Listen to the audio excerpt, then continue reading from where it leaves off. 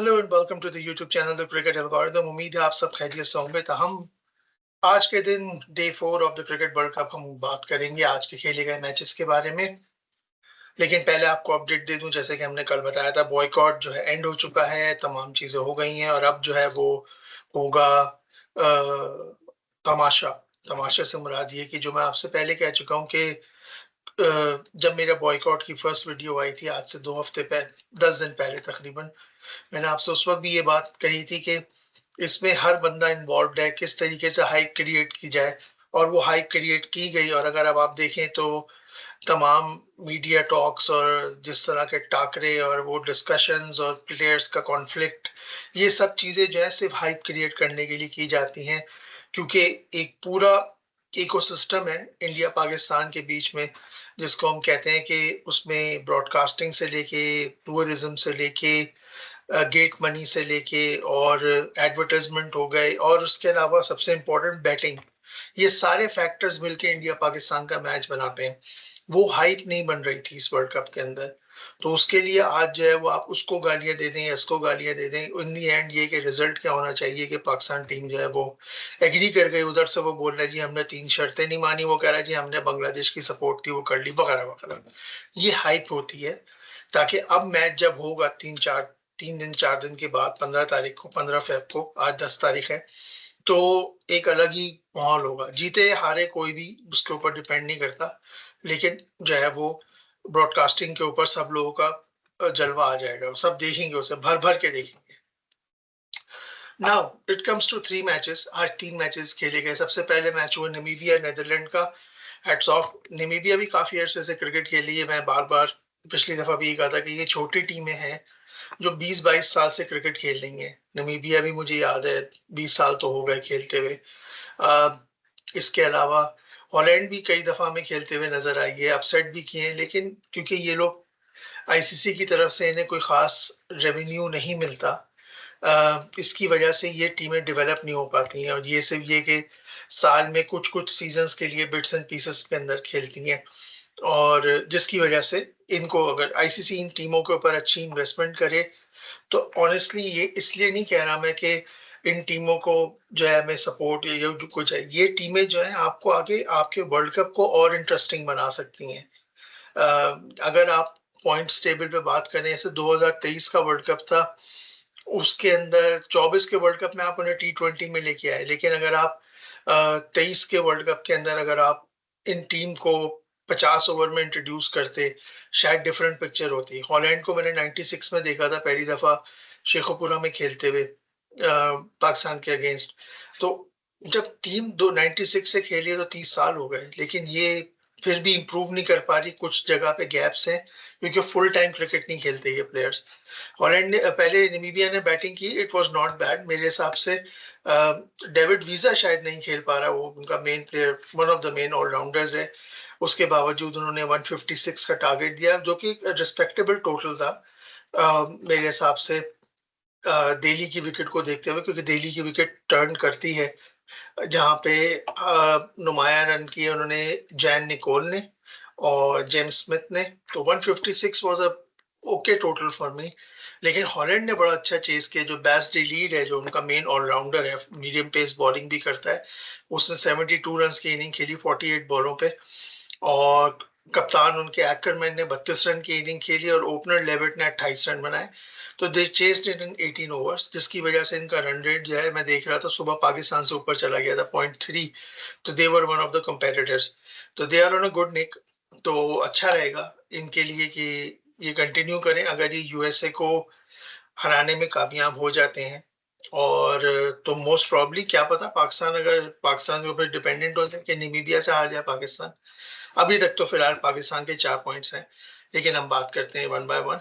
दूसरा मैच हुआ UAE versus New Zealand. इस मैच ने मुझे काफी इंस्पायर किया। यहाँ पे शुरू में एक विकेट गिर गई थी, लेकिन उसके बाद मोहम्मद वसीम, जो कि कप्तान है यूएई के, और अलीशान शरफू, शरफू शराफू सॉरी, इन दोनों ने जो पार्टनरशिप लगाई ऑलमोस्ट 107 रन की, और हर तरीके से उन्होंने खेला। और ऑलमोस्ट मेरे ख्याल से 15 ओवर में 120 रन थे, 8 की एवरेज से। लोअर मिडिल ऑर्डर स्कोर नहीं कर सका, वरना ये 190 तक भी जा सकते थे। 120 से 180 तक पहुंचे, 170 तक पहुंचे, लेकिन थोड़ी सी इंप्रूवमेंट की जरूरत है इनको। इनके लोअर मिडिल ऑर्डर में इतने बड़े कोई स्ट्राइकर नहीं है। 173। Now it comes to New Zealand. मैं एक्सपेक्ट नहीं कर रहा था कि इनके पास बॉलिंग अटैक इतना बुरा नहीं है यूएई के पास। इनके पास हैदर रोहित बहुत अच्छा बॉलर है, जुनेद अच्छा बॉलर है, और इनका ध्रुव प्राशर बहुत अच्छा बॉलर है। जो लेकिन जिस तरीके से इन्होंने साइफर्ट और फिन को, मैं कहता ही हूँ बहुत खतरनाक है, साइफर्ट और फिन ने खेला है। They literally nailed it. 175 run 15 over में, 12 की ऑलमोस्ट एवरेज के साथ, ऑलमोस्ट 12 की एवरेज के साथ। और जिस स्ट्राइक रेट के साथ ये आगे गए, मुझे नहीं लग रहा कि इन्होंने अफगानिस्तान को हराया। रिकॉर्ड चेज था भाई, 185 रन आज तक किसी ने चेज नहीं किए। उनके मुंह पे तमाचा मारा है उन्होंने अफगानियों के, कि हम तुम्हारा वर्ल्ड रिकॉर्ड की ऐसी की तैसी। तो they are on the top यार। 2 का रन रेट है साउथ अफ्रीका का, ऑलमोस्ट 2.8 का रन रेट है। कल साउथ अफ्रीका एक बड़ा मैच खेलने जा रहा है अफगानिस्तान के साथ। इट विल बी गुड, मजेदार मैच होगा। वो देखने वाला है तकरीबन 10 बजे, 10:30 बजे पाकिस्तान टाइम, और रात को 12:30 बजे कनाडा टाइम होगा। तो good cricket all around. New Zealand बहुत स्ट्रॉन्ग कंटेंडर है इस वक्त के सेमीफाइनल स्पॉट के लिए। आई एम क्वाइट वरीड कि अगर हम इंडिया से मैच हारते हैं तो हमारा सामना न्यूजीलैंड से होने वाला है। तो फिंगर्स क्रॉस्ड। तीसरा मैच पाकिस्तान वर्सेस अमेरिका और USA, you can say that. America ने टॉस जीता और पाकिस्तान को बैटिंग की दावत दी। स्टार्ट ओके था 3 ओवर में, लेकिन मुझे अच्छी चीज ये लगती है, मैं जिसको सिर्फ अप्रिशिएट करता हूँ, वो ये कि पाकिस्तान अब जो है एटलीस्ट पावर प्ले में 60 रन के टारगेट करता है, 10 रन पर ओवर के हिसाब से। और मिडिल ऑर्डर में वो टारगेट करता है 8 रन पर ओवर के हिसाब से। तो वो तकरीबन जब 15 ओवर होते हैं तो 8.5 8 का रन रेट होता है मेरे हिसाब से, जहां तक मुझे याद पड़ा है। तो 15 ओवर में 140 या 145 रन होते हैं, तो वो 8.5 9 रन पर ओवर की एवरेज होती है। तो उसके हिसाब से फिर आखिरी 5 ओवर में, जैसा मैंने कहा था, जो लोअर मिडिल ऑर्डर है, शादाब, नवाज और फहीम, ये तीनों अगर 200 की स्ट्राइक रेट से रन करें तो आप 200 का टारगेट अचीव कर सकते हो। आज 2 दफा से नवाज का बैड टाइम चल रहा है, शायद विकटें उसे समझ नहीं आ रही, लेकिन continue with the winning combination. Fahim आज नहीं चला, लेकिन किसी और टाइम पे चल गया था। आज शादाब चल गया। तीनों में से शादाब ने बहुत चीटिंग खेली। तो मैं साइम अयूब पे बात करूंगा। साइम ने स्टार्ट अच्छा लिया। सौरभ नटवारकर जो भी उनका बॉलर है, जो टाटा कंपनी से आया है, तो सॉफ्टवेयर इंजीनियर, उसने हिंदुस्तान के खिलाफ बहुत ही खराब बॉलिंग की थी, लेकिन आज अच्छी बॉलिंग कर रहा था। उसने जो है 3 ओवर में मेरे ख्याल से 18-20 रन, लेकिन उसकी लाइन बहुत अच्छी चल रही थी इन विकेटों पे। मैं पहले बोल चुका हूँ, मीडियम पेसर्स का काम है, जहाँ पे आप थोड़ा सा स्लो करो, थोड़ा सा पेस चेंज करो, थोड़ा सा एकदम से सीम अप कर दो, बड़ा कामयाब रहते हैं बॉलर। और साइम उन्हें बहुत सेंसिबली खेल रहा था, लेकिन एनीवेज फरहान को एहसान आदिल टक्कर गए थे। तो एहसान आदिल को उन्होंने खेला हुआ होगा डोमेस्टिक में डेफिनेटली, क्योंकि साहिब भी जो है वो तकरीबन 8 साल से तो डोमेस्टिक खेला है। और ये एहसान आदिल 2020-21 में यूएसए गए, 20 में गया है मेरे ख्याल से यूएसए। तो उसके पहले तो उन्होंने डेफिनेटली एहसान आदिल को खेला होगा। 2015 में एहसान आदिल पाकिस्तान की तरफ से खेला था। तो उसने, उसको समझ में था, उसकी लाइन और लेंथ पता थी, तो उसने उसको फायदा उठाया। और एक्सेलेंट बैटिंग। लोग बोल रहे थे फरहान को, शायद ज्यादा फरहान को ड्रॉप कर दो, और ये और वो पता नहीं क्या क्या प्रयास आ रही चल रही थी, लेकिन नथिंग एल्स, मैं इसको कुछ नहीं कहूंगा। ये उसने आज प्रूव किया। पिछले मैच में भी क्रूशल 44 रन थे। इस मैच में भी बहुत अच्छे स्ट्राइक रेट के साथ 180 के स्ट्राइक रेट से बनाए। आज साइम नहीं कर सका तो उसने किया, लेकिन साइम को फजूल किस्म के शॉट खेलने की बजाय लंबी इनिंग खेलने की जरूरत है। उसे पता होना चाहिए कि मैं सिर्फ पावर प्ले का प्लेयर नहीं हूँ, मैं 15 ओवर तक भी खेल सकता हूँ। आज साहिबजादा फरहान आराम से मेरे ख्याल से 15वें ओवर तक गया है खड़ा होके। सलमान आगा पे थोड़ी सी मैं तनकीद करूंगा। मेरे ख्याल से बहुत हो गया यार, मतलब ये कोई हर विकेट आपको कजाफी की विकेट नहीं मिलेगी, और हर जगह पे ओवर एग्रेशन नजर नहीं आता कि आप बल्ला निकालें और यूं करके बल्ला टेढ़ा करके सामने दे दें और हवा में चली जाए, इधर चली जाए, उधर चली जाए। आपको थोड़ा सेंसिबल होकर खेलना पड़ेगा। हर बॉल पे चौका निकालने, मतलब आपको शायद अफरीदी बनने की नाकाम कोशिश मत करें। आगे उठाए, टांग निकाली, एक बल्ला घुमा दिया, बाकी अल्लाह अल्लाह हाफिज है, बस हवा में गई, ठीक है, देख लेंगे क्या होगा। It was Babar Azam brilliant. यही एक्सपेक्ट करते हैं बाबर आजम से हम, कि आप एक एंकर रोल प्ले करो, लेकिन एंकर का मतलब ये नहीं कि लेट जाओ। आप आओ, जो सिंगल जरूर निकालो, इतनी आपके पास एक्सपीरियंस है, 200 से ज्यादा आप T20 ओडीआई खेल चुके हो, दोनों मिला लें। और अगर सिर्फ मैं नॉट इंटरनेशनल, लेकिन सिर्फ सिर्फ T20 आई मिला लूं तो आपके 200 से ज्यादा होंगे मेरे हिसाब से। आज जो आपने इनिंग खेली है, this is the best for the world. अल्लाह करे आप ऐसी फॉर्म से कंटिन्यू करें, आई होप, गुड विशेस। लेकिन जिस तरीके से आप, और लेफ्ट आर्मर जब वो आपके ऊपर लेके आया था, मैंने ही कल कहा था कि मनदीप फंसा देगा, और उसने मनदीप को जो टिकाए 20 रन का ओवर लिया, तो गलत साबित किया। और हम यही चाहते हैं कि आप हमें गलत साबित करो भाई। इस हिसाब से जो इनिंग थी, इट वाज वेरी गुड, कि जहां पर आपको लग रहा था आपने सिंगल निकालना है, आपकी क्लास ही ये है, अच्छी बॉल पड़े सिंगल निकाल दो आप। एक दो डॉट समझ में आती हैं, लेकिन वेरी गुड आपने खेला। मैं लिटरली हैट्स ऑफ करूंगा, आज आप सेल्फिशनेस के साथ नहीं, आप सेल्फलेस खेल रहे थे। आज आप 46 के बाद 4 सिंगल भी लेते तो हम कुछ नहीं कहते, 36 पे 100 हो जाते, लेकिन आपने सेल्फिशनेस के साथ नहीं खेला। मोहम्मद नवाज, यार मैच विनर बहुत हो गया, 2 मैच निकल गए। आई होप तुम किसी मैच के लिए अपनी इनिंग बचा के रख लो। शैदी, दामाद नंबर 2, यू आर ऑसम। तुमने 250 के स्ट्राइक रेट से रन किए, तुम्हारे ये 30 रन जो है हमारे काम आ गए, क्योंकि बाबर और साहिबजादा के बाद मुझे लग नहीं रहा कोई और चलता। लेकिन it was an awesome effort जो आपने किए। पाकिस्तान, मुझे लग रहा था 200 कर लेना चाहिए, क्योंकि एक आध मैं एक्सपेक्ट कर रहा था कि उस्मान और फहीम, उस्मान को थोड़ा ड्रॉप कर देना चाहिए आई गेस, एक मैच में उसे बिठा दो आप। नाफे को एज अ सरप्राइज इम्पैक्ट ले आओ मैच के अंदर, मेरे ख्याल से टूटी भज्जी कीपिंग वो भी कर ही लेगा। उस्मान को बहुत चांस दे दिए हैं, मैं थोड़ा सा इस बारे में कहूंगा तो उसको ड्रॉप करो, नाफे को लाओ, शायद वो आपको कोई एक्स फैक्टर दे दे। बाकी बॉलिंग मेरे हिसाब से सही थी। पाकिस्तान ने स्टार्ट लिया भागते हुए, स्पिनर ने थोड़ी सी कोशिश करी और उसके बाद वो डर गए, तो उनसे तो बॉलिंग नहीं हो रही है, तो मुहिम चलानी पड़ेगी दोस्तों उनको निकालने के लिए। पिछले हफ्ते में हमने बाबर को गालियां दी, तो शायद आज वो परफॉर्म कर गया। अब मुझे लगता है शाहीन को निकलने का टाइम आ गया है। सलमान मिर्जा पिछले मैच में 3 विकेटें लेके भी बाहर बैठा हुआ है, लानत है इस बात पे, टीम सिलेक्शन पे। तो ये है कि करंट हुकूमत के लाडले हैं वो, बूट गवर्नमेंट के, तो उनके ससुर वहां से बैठे हुए हैं, तो बस वही पंजा चला रहे हैं जी, ये होना चाहिए, ये होना चाहिए। कभी फोन करके ये भी बोल रहे भाई बॉल करनी चाहिए तुझे, बॉल तो हो नहीं रही है। इतनी वेवर्ड गेंद, इतनी वेवर्ड गेंद यार। तुमसे 10 किलोमीटर तो ढीला है वो सौरभ नटवालकर, जो भी बॉलर है, वो सॉफ्टवेयर इंजीनियर। वो बंदा जो है वो इतनी अच्छी लेंथ पे गेंद कर रहा है, मतलब जब वो पहले स्पेल तो छोड़ दो, जब वो दूसरे स्पेल में बॉलिंग करने आया है, तो जो बैट्समैन था उनका रंजाने, शुभम रंजाने, वो पहले ही तैयार था कि मैंने ठोकना है इसको। उसने खड़े खड़े उसने स्वीप पे मारा है छक्का यार, पैड पे बैठ के मारा है। लानत है फास्ट बॉलर को कोई इस तरह बैठ के टिका के छक्का देना, ऐसा लग रहा था कोई 30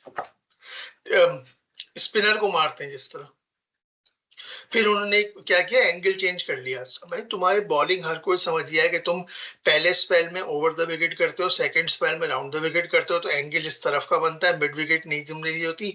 तगड़ा छक्का तो 6 ग्राउंड से बाहर उसने मारे।